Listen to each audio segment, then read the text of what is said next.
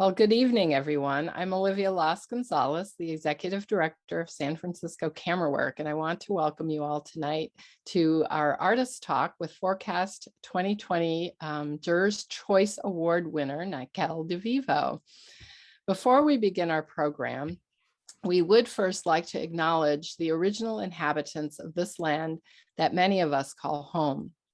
We are called San Francisco Camerawork, and what is now the San Francisco Bay Area is on the stolen and unceded land of the Ramayetosh Ohlone and the Muwekma Ohlone people, to whom we owe a collective debt. We thank the indigenous peoples of the Bay Area for stewarding this land throughout the generations. We've all benefited from being settlers on this land, and we are incredibly grateful. Please share with us in the chat where you are joining us from tonight with the present name of the place and the name of the original inhabitants. We've put a link in the chat so you can look up your area. Before I introduce Nykelle, I want to share a few upcoming programs with you. On Thursday, March 10th, from 5 to 7 p.m., we are excited to welcome the photographer Sandy Haber-Fifield to lead the monthly members critique. Though the portfolio review places are filled, we welcome you to sit in on the presentations. They're a great way to see current work and trends in photography. Then on Tuesday, March 15th, from 5 to 6, we have FORECAST artist Jamie Robertson, who will speak about her work. On Tuesday, March 22nd, from 6 to 7:30, we're excited to present the second of 3 panel discussions in conjunction with the FORECAST exhibit. This one is titled Uncovering Histories, Crystallizing Memory, Photography and Placemaking, which will feature FORECAST 2021 artists Jamie Robertson, Katina Alexopoulos, and Trent Bozeman, and is moderated by Delphine Sims, who is the Andrew W. Mellon Fellow in the Photographs Department at the Metropolitan Museum of Art, as well as the 2021 to 2023 Wyeth Fellow and a PhD candidate in the history of art at the University of California, Berkeley. And on Tuesday, April 26th, from 6 to 7:30, we present another panel called Tearing Down Stereotypes, Christian K. Lee and Stephen Shames on Undermining Media Bias. That panel is moderated by Dr. Travis Dixon, who's the Director of Graduate Study and Professor in the Department of Communication at the University of Illinois, Urbana-Champaign. These and more, there are also a lot more programs that can be viewed on our website, as well as the links to register. So now I am excited to introduce Portland-based artist and FORECAST Juror's Choice Award winner, Nykelle DeVivo. DeVivo's work is wrought from the histories of Afro-spiritualism and expressions of Black queer joy. Photographing ethereal bodies of light, sensual self-portraits, and quiet moments of prayer, their images act as a portal between timeless states of being and the physical world. DeVivo studied critical theory and photography at the San Francisco Art Institute before going on to a professional artistic career. Their work has been published in articles such as Ain't Bad and ID, and has been included in group shows across the country. They've also assisted journalists for projects in the New York Times, the California Sunday Magazine, and more. DeVivo's work can be viewed at NykelleDeVivo.com. So without any further ado, I'm going to turn the floor over to Nykelle, and I'm excited to hear all about your work. Thanks so much. All right. Thank you so much for that beautiful intro. And I'm just going to go ahead and go right into sharing screen so we can just begin with that and have an image up. So yeah, my name is Nykelle DeVivo. I'm currently based in Portland, Oregon, but I've spent many years in the Bay Area. And I mean, I remember going to SF Camerawork when I was like 18, when I first moved to the Bay Area, and it was like one of the first art galleries I went to. And, you know, it one of the first artist talks I went to was there, and so this is like a huge honor to me, and I'm just like a little nervous and excited. I'm just like happy to be here. So very grateful, and thank you for Christina and Olivia for facilitating this and just making everything you've done with this. I'm really happy. So yeah, let me just get into this. Let me also say my pronouns are they, them. And so tonight I just kind of wanted to go through a run of my entire practice, just kind of give a whole breadth of it, like a timeline. And so I'm going to run through it a little quickly. So I might be talking a little fast because I just have a lot of images to go through I want to share tonight. And I just kind of want to start with this image because it's kind of the image that's been highlighted a lot, and it's the image I showed at Camerawork. And I kind of want to begin, I want to show like what led to this image and like what led to this current project on becoming. So it kind of begins with this and kind of work our way back. So let me start with this, just to say, like, I've always loved photography. I've always known that this was my cause, and I just want to start with saying, like, this is my first love and passion and joy. So first, okay, so to really begin my practice, I have to say that I was adopted by white people living in rural Nebraska.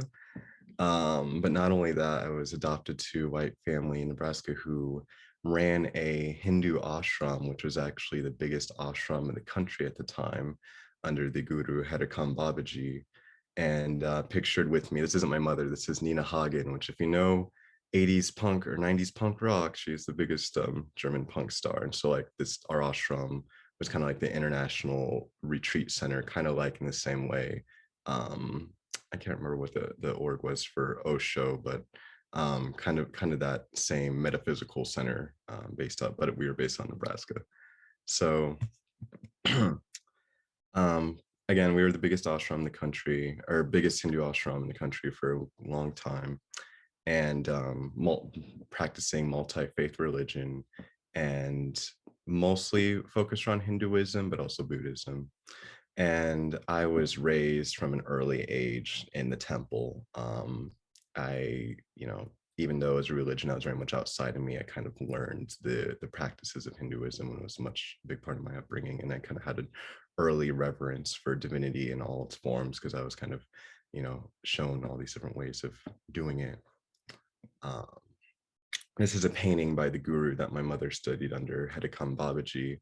And he actually passed away before I was born, but he told my mother to run this temple in America. So my parents studied under him when in India for many years. And something that's like interesting that I kind of think is like, I'm now understanding that kind of relates to my practice is, when this guru passed away, my mother actually started receiving emails from him. And everyone's like, "You're making this up," and she would say, "No, I'm receiving emails from this guru after his death, and through him he's speaking the words of truth." And there's kind of like this early idea of magic in my family, my adoptive white family. And I remember when I was first born, there was a story that she told me of like he was present at my birth. And also like one of the first images I ever took as a kid when I had like my toy camera, he appeared in the background sitting under a tree. And this was the first time I was like, oh, I'm able to like kind of witness magic through photography. And I didn't realize at the time, but it's like, how could this dead man or this person, how could I connect through spirit and divinity through an image? But downside to all this is, I had white parents in small town Nebraska, and at the time I was quite literally the only Black person in the entire county. I was raised around no Black culture, no Black music, no nothing, until I was able to free myself from this community at the age of like 18. And I was raised around the kind of white people who say I don't see race, and that was extremely traumatic for me. Um, Fast forward, 14 years, and this is the road that I actually had to take to our farm because we were quite literally on a farm, maybe 30 miles outside of town. I forgot quite literally everything in my childhood before the age of 14 or 15. It's completely blank. And, looking back now, I kind of understood that as a trauma response, as just being being raised in such an anti-Black space and trying to like make, some kind of understanding or some means of protecting myself. And so I actually first got really into photography around the age of 15, 16 as a means to remember because, after living my entire life, forgetting everything, even the week before me would just be complete black to me. So that leads me to my first project I made between the age of 15 and 18 titled Senior Portrait. And so, I first moved to Lincoln, Nebraska from this farm town, which is the capital of Nebraska. And I just started photographing my friends as just a form of memory. And in this project, I created about 250,000 images. And everything was done through a point and shoot camera, which was like a kind of sound like Lumix. And, at the time I went to an all white high school in, small town Nebraska. So this is kind of that documentation of that. And growing up in the Midwest, we just kind of learned to make fun out of anything.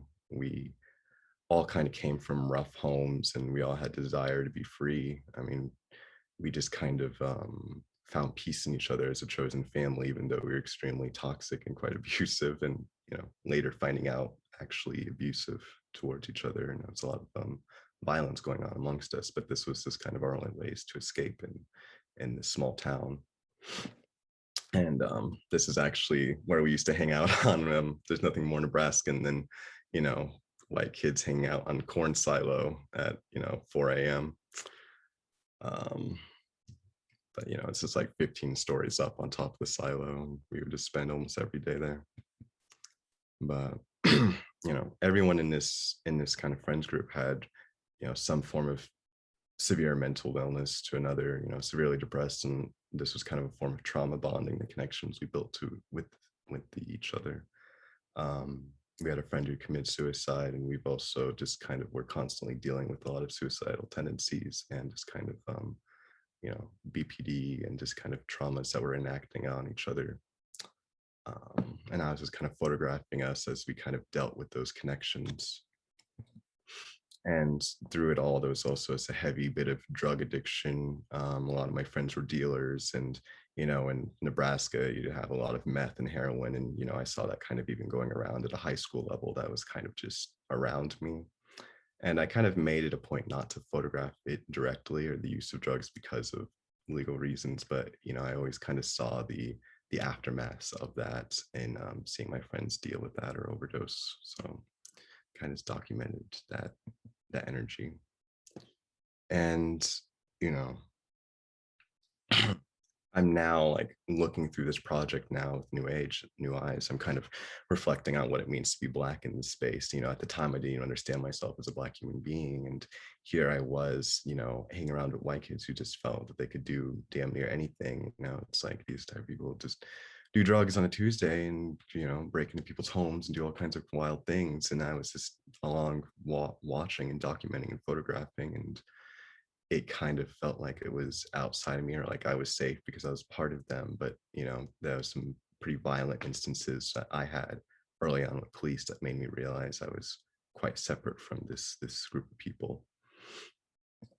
But it's also been interesting to me reflecting on this work, because this is, I'm reflecting on this because I'm trans and going through the process of medically transitioning right now, and it's a lot of this project was photographing like intimacy and female intimacy between people, between these young women, and just being like seeing this kind of energy between these people that I felt a part of, but also felt on the outside of at the time. And it was kind of interesting, like looking back and being like, oh, I was kind of documenting these intimacy that I wish that I was a part of. And I had this early nuance of myself as trans, but it was just until later that I started to like begin to understand what that truly meant.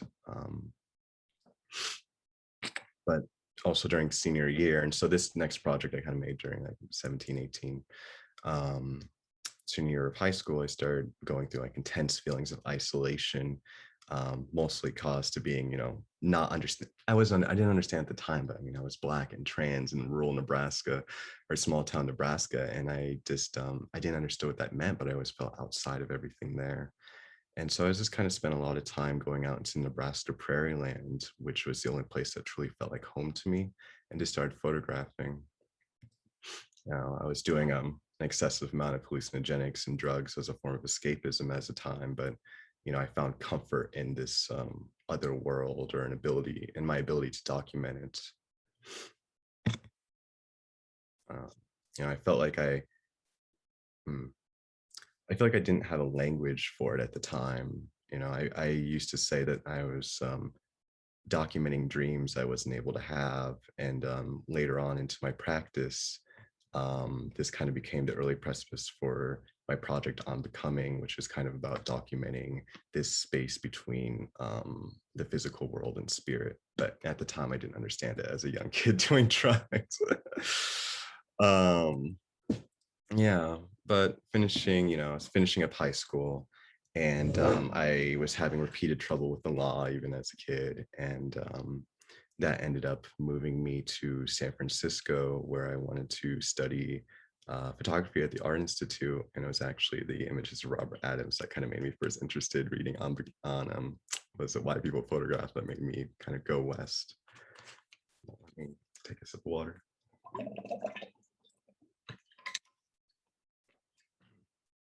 But so I kind of realized I'm Black in the midst of, Black Lives Matter 2013, 2014.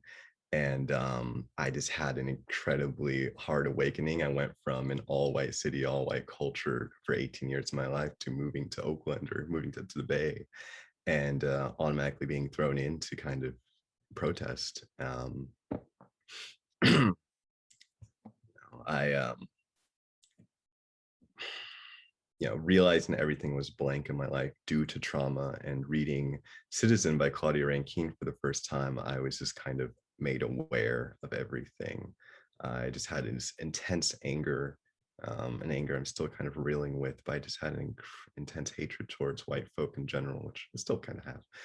But it was kind of hard existing within a white institution, the Art Institute, while, watching and understanding, starting to read critical theory and have a language for why I was separated from my birth family, why everything was happening in the world that I saw happening. It's like I started to have a language for every bit of violence that was happening around me.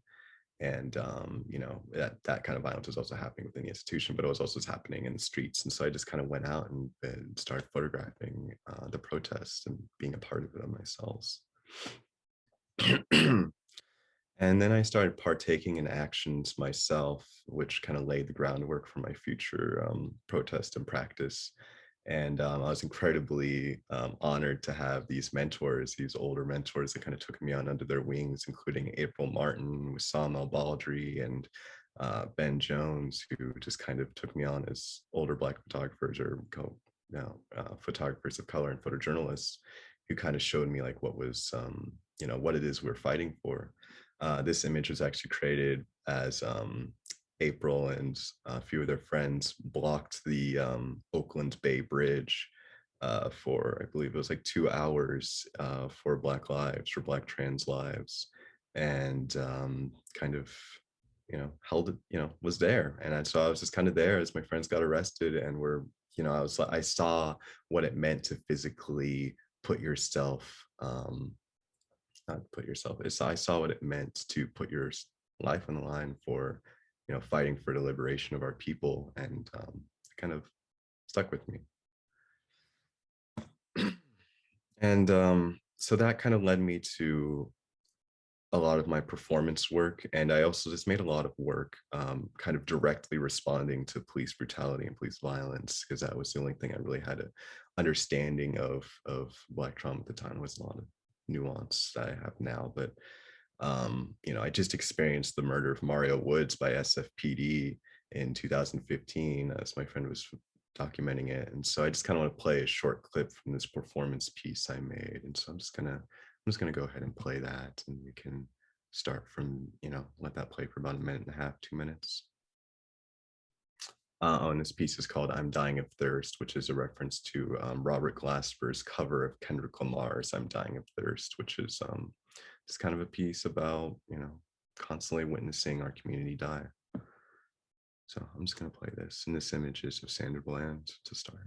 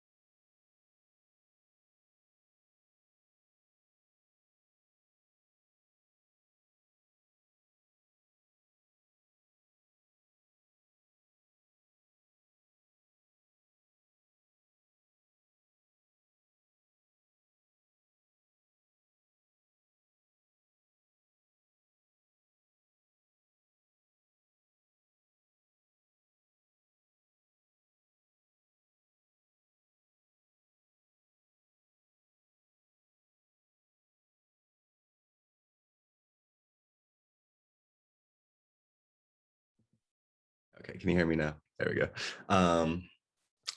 So that led me to asking, how can I do what I did with this performance back with photography, which is the medium I felt most comfortable with.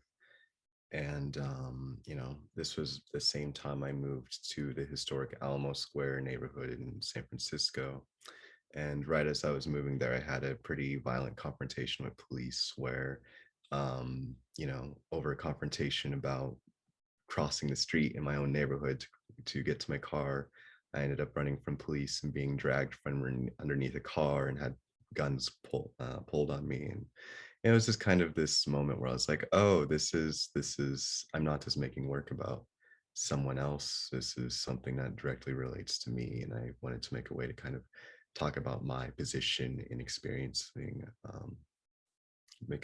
this violence as I'm going through this violence. Um, why is there we go. Sorry, I wasn't working for a second. So, I moved to Alamo Square, which is a neighborhood that was once Black, and I kind of felt the ghost of Blackness existing there.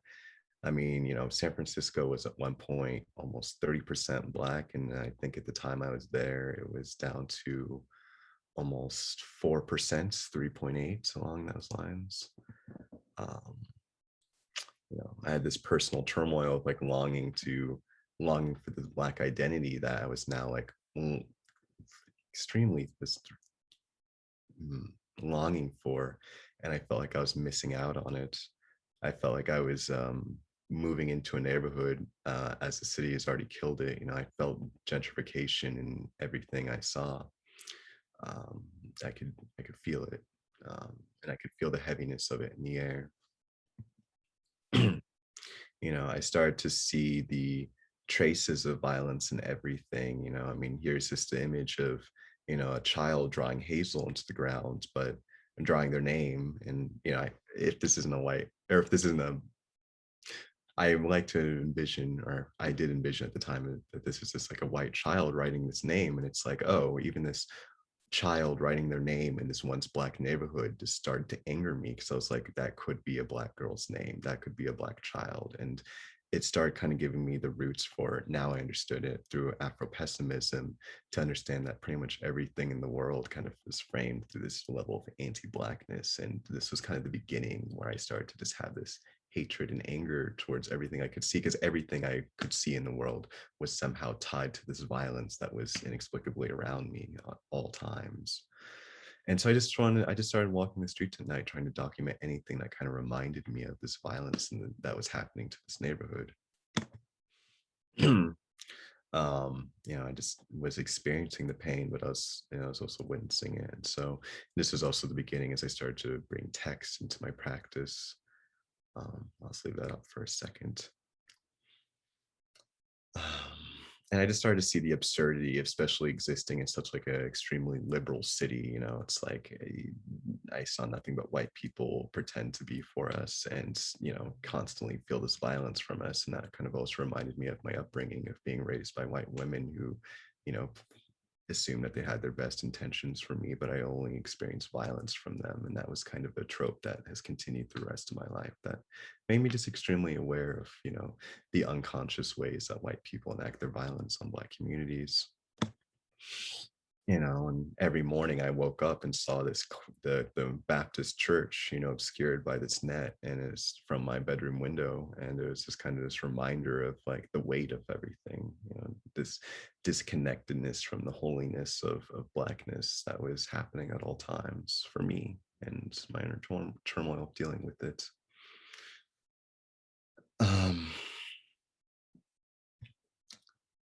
And also this is just for reference of how I kind of displayed the works. There would always be these kind of massive prints to kind of try to show the like weight of existing with these in this space. And so this is from like a show I did at the Art Institute, where it was about 30 feet, I believe, by 8 feet.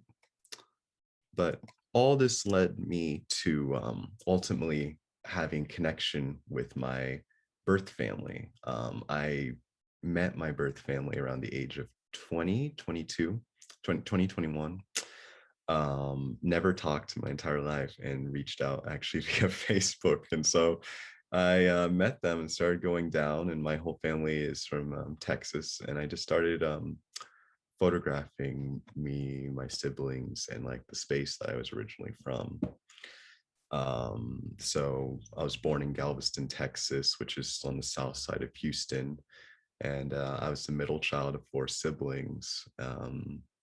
And my whole family is still there in the South Texas area. And yeah, so I just started kind of trying to make connections within that and try to like understand myself through it.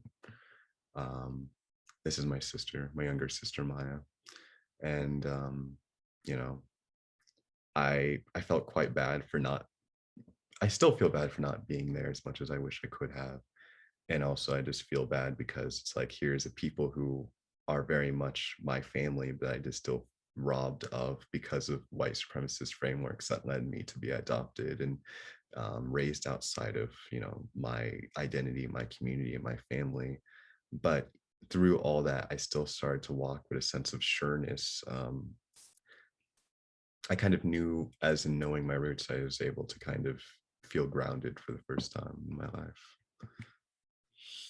And I still have this kind of desire to move back, but I, feel very much unsafe there as being a Black trans person. And but I still have this deep connection to the land. Every time I return,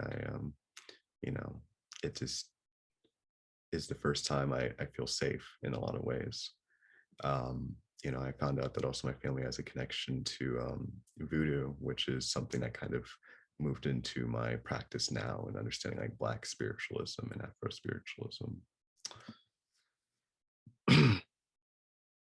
But let me transition now into my what led from there. So now that I had this groundedness, I started getting into African spiritualism, and very much Afrofuturism through getting again, I lived my entire life being raised away from Black culture. So I spent, this entire time getting deep into the histories of Black music and culture, and like spent a lot of time with Afrofuturist artists such as Sun Ra and Alice Coltrane, and that kind of gave me the language to understanding my Blackness now, especially as I was starting to understand my Blackness through such like a political guise too, as first moving to the Bay. And so it's kind of that culmination kind of came in through like needing some type of hope and some type of joy, and especially having the ground into my family that led to Afrofuturism. I wanted to, imagine a positive possible world.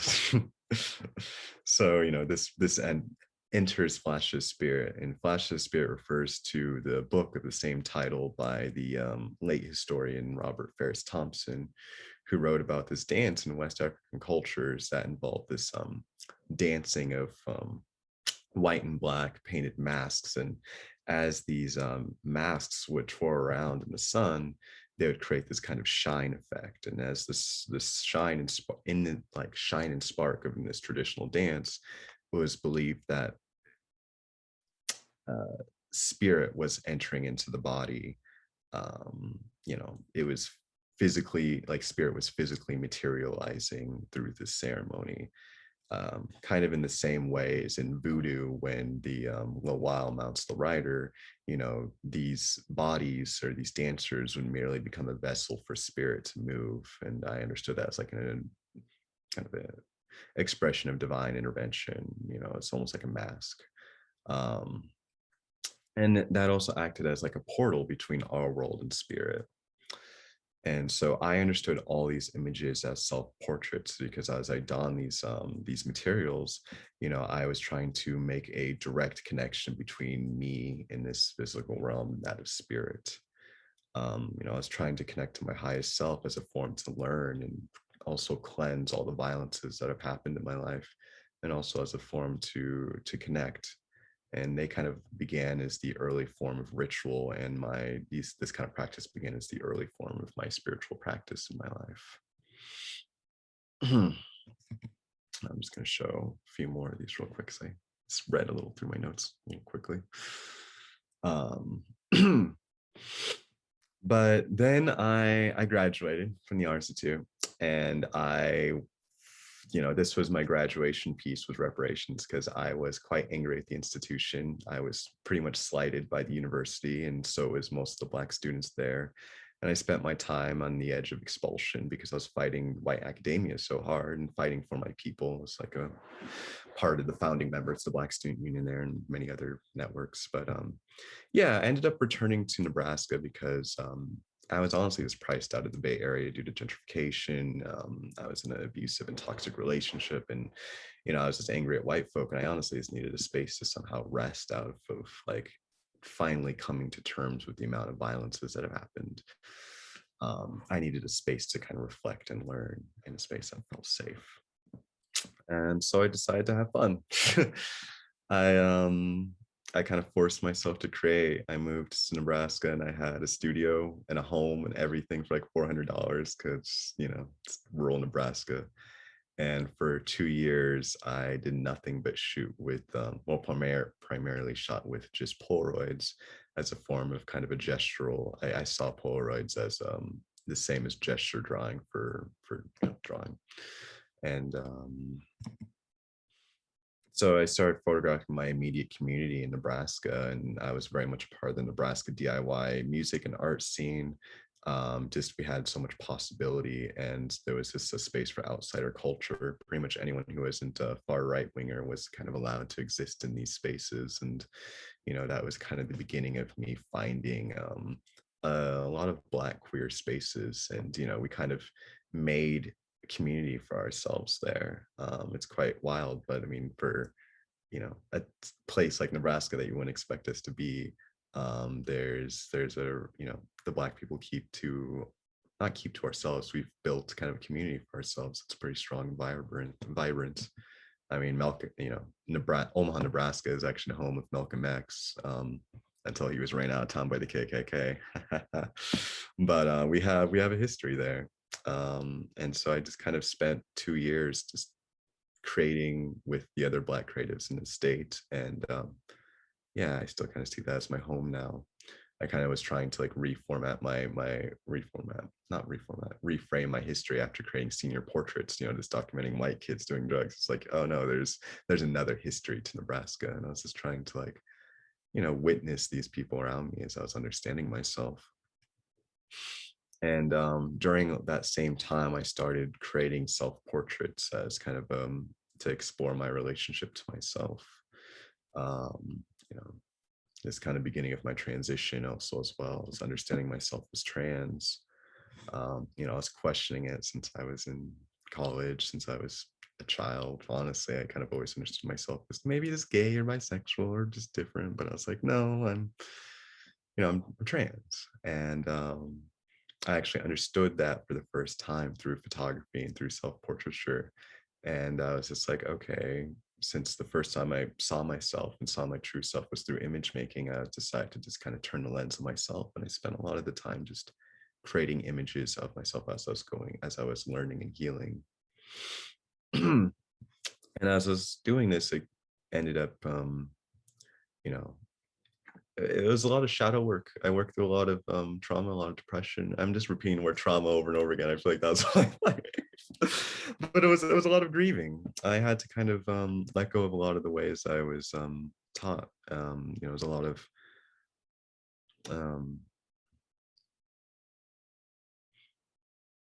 there was a lot of trying to reform a language for myself that I felt was outside of me my entire life. And I honestly saw this as an act of decolonization, photographing myself and trying to understand a language for myself. And I'm really grateful because I had, just amazing amounts of Black queer love around me that was really accepting and like it's really helped me understand myself, and now I'm going on and onto a year. I just hit my first year on HRT as of yesterday on Valentine's Day. That's thanks to like the Black partners in my life who've been there to kind of show me healthy and true love for the first time. And a lot happened towards the end of my time in Nebraska. And this was actually the first image I made in Portland, Oregon. But pretty much what happened in Nebraska is I was as the George Floyd protests were going on, I was became kind of a loud and outspoken activist in Lincoln, Nebraska. And I actually got doxxed by the KKK and was ran out of town. There was, a lot of guns involved, and pretty much white supremacists were around my house at all times. So I just had to leave town in the middle of the night. And I ended up going across the country, working for photojournalists, doing all kinds of side work. I mean, I've done a lot of assisting work throughout my years now, but ended up in working in Minneapolis for Nina Robinson and other journalists. Also working in George Floyd Square and documenting my time. I was kind of squatting and homeless there for a while. Ultimately, I ended up in Portland, Oregon, where I created this images at the beginning of the wildfires, and kind of going back to like seeing everything through this white supremacist framework. It's like, oh, even the fires I saw as the world was burning around me was a reflection of this, colonialist violence, this white supremacist violence. And so I was just trying to like create images that, I wasn't say made it okay, but just kind of reflected me at peace at the world burning around me, quite literally at times. But all this leads me to my greater project On Becoming, which is kind of a culmination of all this work of 8 years work. I'm 25 now. And I kind of consider this my like life practice now. I refer to this project as myself when I'm real, kind of a reference to Charlie Mingus's song. And even though there's a lot of images of other people, this whole project I kind of refer to as a self-portrait, kind of documenting this process of becoming. And I'm still honestly not sure what it all means yet. Every time I'm talking to someone new about this project, I kind of figure out something else. And that's kind of the reason I'm applying to grad school right now, applying to UCSD if anyone here can help me get in. But yeah, I believe it's the moments when my highest self is like speaking, or when my highest self was present. And I think that's kind of creation in general, isn't it? Is when we're kind of tapped into that space, that, divine, unconscious. And so I'm kind of like trying to photograph that that process of connecting to that space. Um, I'm trying to learn to see through like my true eyes. And again, I kind of said this earlier, but I see it as a form of the decolonial act. Um, Sorry, I'm a little spacey as I speak about this project. It's still very much new to me, but I'm starting to understand my form of visual language as something that is innate to me in the same way that like Black children just know how to play the drum. Um, and so through college, I was very much interested, and I kind of wrote my thesis towards I was really interested in post-war Japanese photographers of Provoke, because I was so interested with them trying to create this like not innate, they're trying to create images that were just direct references to how they were feeling as they were moving through space. Um, and so I was really much interested in like, how can we just document that, not this specific image of something, but more so the feeling of this kind of timelessness. And I've always kind of been under the belief that Black people are a timeless people. We kind of exist before and after and in the moment. It's kind of the same way that the word finna acts. I'm finna do something implies, an action that has happened, an action that will happen, and the action of moving between those spaces. I'm finna do that. And I was trying to be like, how can photography be a representation of that kind of process? Um, I was again, I was trying to make an argument, or through this practice, I kind of want to make an argument for an innate Black visual language in photography that we don't necessarily have yet.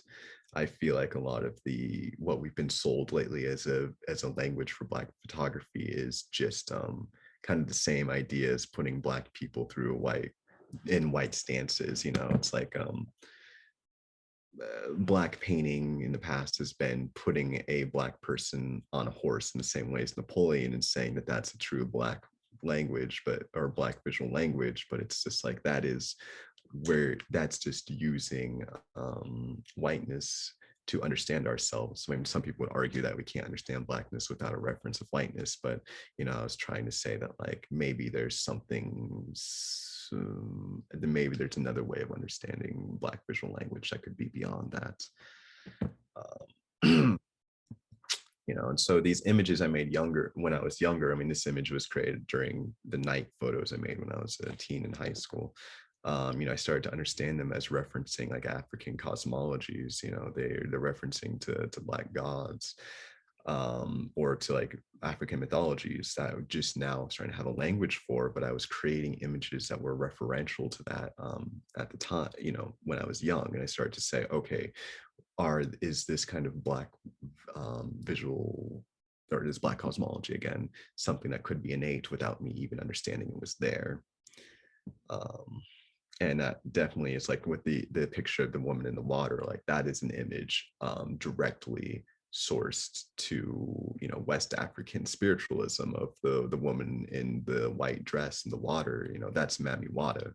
And I was making that image before I even understood what that was. And it's like, does that mean that that's an innate symbology that Black people have? And through this all, I was also very much interested in going back to Flash of Spirit. I was interested in the idea of the portal. I was interested in photographing a space between our world and spirit, and as a means to kind of connect from the physical world to that of spirit. Is something I just kind of always gravitate towards. I guess part of it was kind of originally out of a desire to be elsewhere.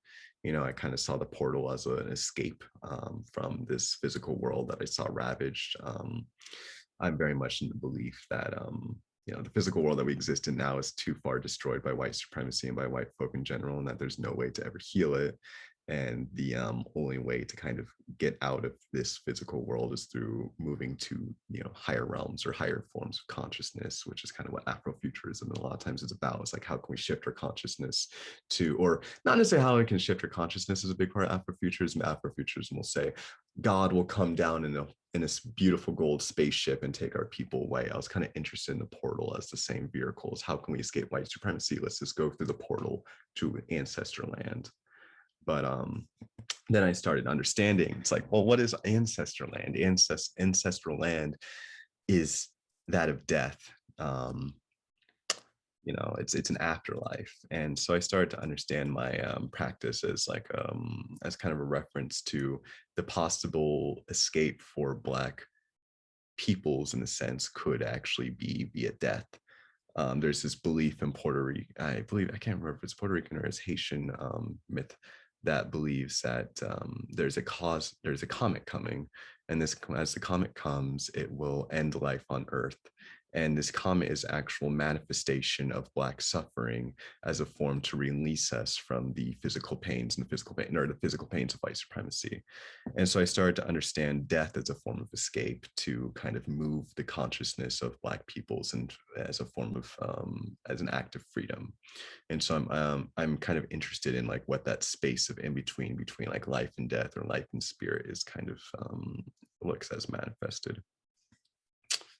But I'm also like unsure of how to relate that back to, my politic. I'm deeply rooted here in the physical, and I'm interested in ideas of, Afro-pessimism. What does it mean to, exist in a physical world that I'm not even seen as a human as, while trying to photograph something as, as complex as divinity. I'm kind of rambling here at this point, but it's kind of like, I guess the what this project really kind of becomes about, in a sense, is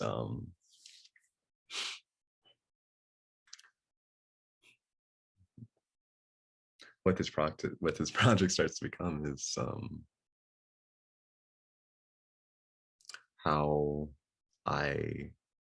we as Black people, but how I personally can be understanding of all the physical violences that are happening, still be aware of the possibility of another future, of a divine space, and what does it mean for me to get there. And so with that, I'll kind of leave it as I'll end, because it's an ongoing project that I'm just now beginning to explore. So yeah, thank you.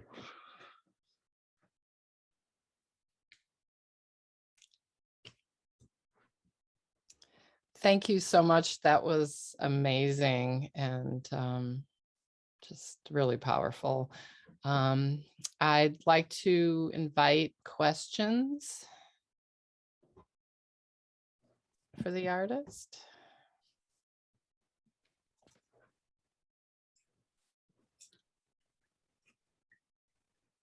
You can either drop them in the chat for us, or feel free to unmute and ask your questions.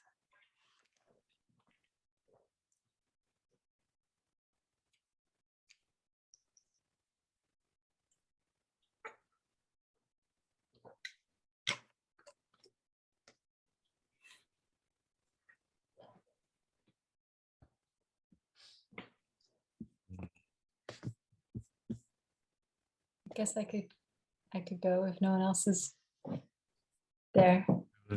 Can you hear me? Yeah. Yes. Hey, I miss you. Me too. It's so good to hear you talk. It's really great to see how your work has evolved, and just to see that you're like processing the world through photography in such a beautiful way. It's like really heartwarming and like just makes me really happy. Thank you. And I mean, I guess I had two thoughts. One of them's complicated and we should talk about it like separately, which is just that I do see so much tenderness and kindness in all of your imagery, both of yourself and others. And it's not, I don't think it's like it's a special trait that you know, it's special to you. And I just admire like I had kind of a crazy teenage time too, but I didn't think to bring a camera. And I'm just really excited for you that you do have those memories and those moments and that captured, you know, relics of that moment, of that time. A question would be, well, maybe a question is like for your future. You said you're going to you're applying for grad school. Tell us about where you are hoping to go in the next little bit. Yeah, so the only really program that I'm applying for is UC San Diego. I want to study with Paul Sapuya, and it just feels like that there's a great amount of Black staff or Black faculty there at the moment. And so, yeah, it's kind of my dream right now is to be there. I haven't really applied to anywhere else seriously, but I have a callback for that program. And if that ends up not working out, I have full intention of, I just want to relocate to a Black city. I believe if that doesn't work out, I'll most likely move to either Baltimore or Atlanta just to kind of, I want to get into like DIY, more like grassroots organizing and protest more so than visual practice if the art thing doesn't work out. But I would like to like continue documenting just like Black queer spaces is kind of my true intent. And even with grad school, it's like I want to use that as a tool to kind of get to, creating work within the Black queer community.